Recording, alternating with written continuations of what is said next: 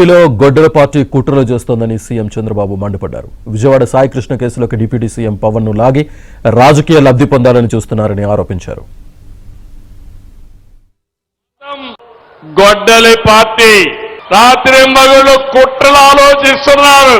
రాష్ట్రాన్ని కులం, మతం, ప్రాంతం, వర్గాల వారిగా విడదీసేలా రోజు విషయాన్ని గమ్ముతున్నారు. మీరు చూసుంటారు, నా రాజకీయ జీవితంలో చాలా మందిని చూశారు, కానీ కన్నార్పకుండా అబద్ధాలు చెప్పడంలో దిట్ట గొడ్డలి పార్టీ నాయకుడు. అవునా కాదా తమ్ముళ్ళని అడుగుతున్నా. ఎక్కడికక్కడ నేరాలు ఘోరాలు చేసి దానికి రాజకీయ రంగు పులిసి లబ్ధి పొందాలని ఆలోచిస్తున్నారు. నిన్న చూశారు విజయవాడలో ఒక సంఘటన జరిగింది.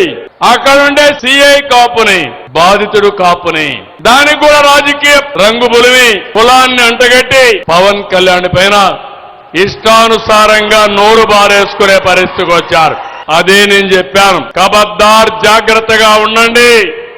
అనవసరంగా నోరు బారేసుకుంటే నోర్లు మూయించే శక్తి ఎన్డీఏకుందని చాలా స్పష్టంగా హెచ్చరించాను. అవునా కాదా?